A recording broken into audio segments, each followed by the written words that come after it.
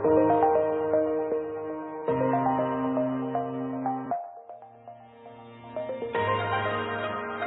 morning. I'm Jay, and this is O, and we're here for another episode of Fitness Over 30. How you doing this morning, bro? I'm doing great. Glad to have you. Glad to be here. Today is definitely a dreary day. It's raining, it seems like, for 40 days and 40 nights. Yeah. Think we got a good topic for everybody today.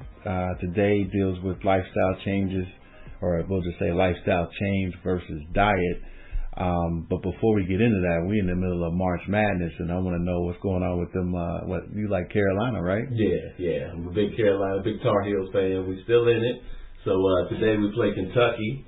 We'll see. Oh, y'all play the Cats? Y'all play the Cats? Okay. Kentucky, right. Yeah. So I know you got some ties to Lexington. So yeah, a lot of my family members are from Lexington. Both my parents are from Lexington. Right. So cousins, nieces, nephews, uncles, they all bleed blue, right. as they say. Right. So yeah, good luck today. Yeah. All right. So moving on to our talk today.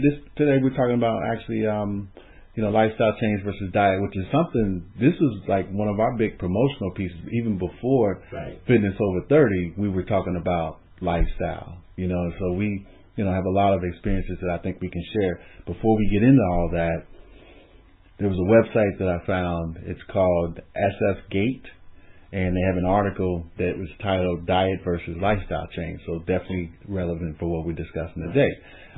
Author is unknown, data post is unknown. Looked for those things, couldn't find them, but I thought that some of the key points that they brought up were very interesting. So one of the things they cited was more than 100 million Americans were on a diet in 2012. Now again, this is somewhat dated. Those numbers are probably even higher today. The weight loss industry rakes in billions of dollars. We all know that. But what's interesting is still nearly 70% of American adults remain overweight or obese, according to the Center for Disease and Control and Prevention. While diets may help you lose some weight temporarily, emphasis on temporary, lifestyle changes is key to long-term weight management, maintenance, and health. Now, one of the things they didn't go into is knowing the difference between lifestyle versus diet. A diet consists of temporarily changing your eating habits to promote a certain outcome, commonly weight loss, before returning to your previous eating habits. Now, on the other hand, a lifestyle change consists of adopting healthy overall habits that promote long-term weight control, and health. Other things that they mentioned, dieting fails for long-term weight management. And they go on to say that dieting does not work in the long run, reports a University of California, Los Angeles research analysis published in the April 2007 edition of the journal American Psychologist. I've heard of American Psychologist.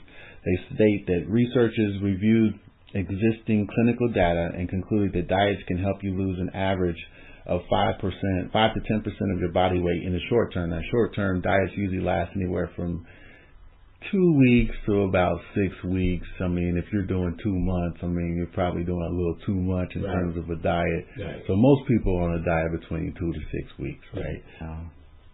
So 5 to 10% of your body weight within 2 to 6 weeks. But they go on to say that it's unlikely that you'll maintain the weight loss. So that's the thing that we're talking about, maintenance.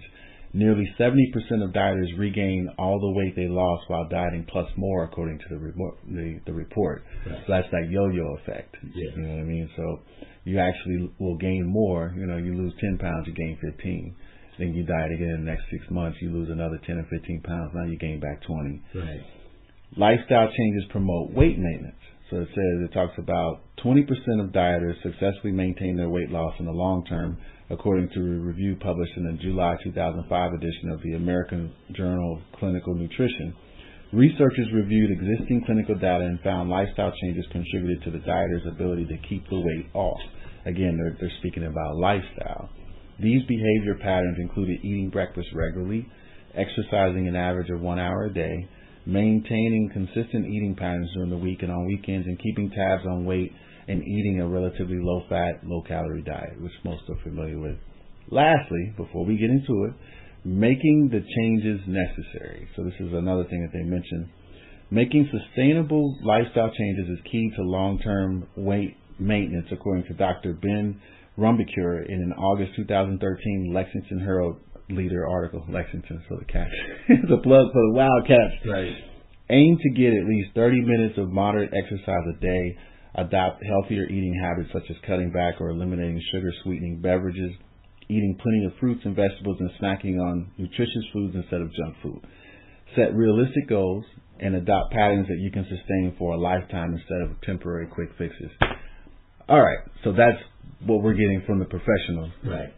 What say you? I know you have a lot to say about lifestyle versus diet. We talk about it all the time, but okay. In my mind, lifestyle and diet are very similar. Diet is obviously the foods that you're eating, and lifestyle is the way that you live. So when we talk about a lifestyle change, we are trying to really get you away from the mind state of eating specific foods for a short period of time. We want you to develop a lifestyle of eating healthy, where you are able to determine the thing that is best for your body. There are probably over 1,000 different diets to choose from. And they all work. And they all work for different purposes. For a short period of time. That's right. But non-sustainable. That's right. So you want to think about what are the things that you can do for yourself that are going to be sustainable. Right. You know, I know for me and Jay, we do smoothies. So every morning we wake up and we do a smoothie. Or blended drink. Blended drink. That's right. Boy, man, we blended drink. Okay. Well, however we want to call it, but it's a part of our lifestyle. Right. You know, right, so exactly. every day that is something that we know we're getting our green infusion of vegetables, and we're getting some healthy fat, we're getting some protein. So that's a lifestyle. And we've created that because we were feeling a little bit not as healthy from just eating the food.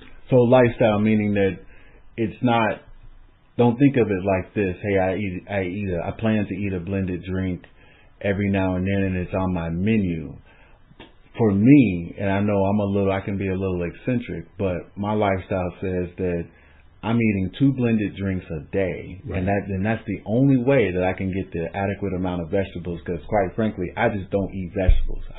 Most vegetables I don't like. I'll eat them because I know you're supposed to. Right. But I don't. But let's also add that you get more benefit out of juicing the vegetables, because sometimes we do cook the nutrients out of the food. So that's a plus for us. But we're not advocating that everybody will do a blended drink or smoothie every morning. So you have to find what works for you. Some clients I have do a bowl of cereal for fiber every morning. Whatever you find that works, that is healthy, that works for your body. That's the thing when we say lifestyle change that we're trying to get across. Right. And so it's just like clothes. One size doesn't fit all. Right. You got to figure out what can you do within your lifestyle. And it's not just about diet. Diet is one piece, food and nutrition, but then it's also exercise. Right. So with diet, if we're going to focus on there, it's what types of foods are actually healthy for you that you like. Right. You know? Right. And then if you like those foods, how often would it not make you uncomfortable, you know, but how often could you actually work that into a weekly eating habits? Because, I break the weeks down into 21 meals. I usually eat 3 meals a day. It's 7 days in the week. It's 21 meals. Right. So I say for me, and this is what works for me, 2 meals a day, blended drinks, plenty of veggies, all in those drinks. But that's only 2. That's 2 a day, right? Right.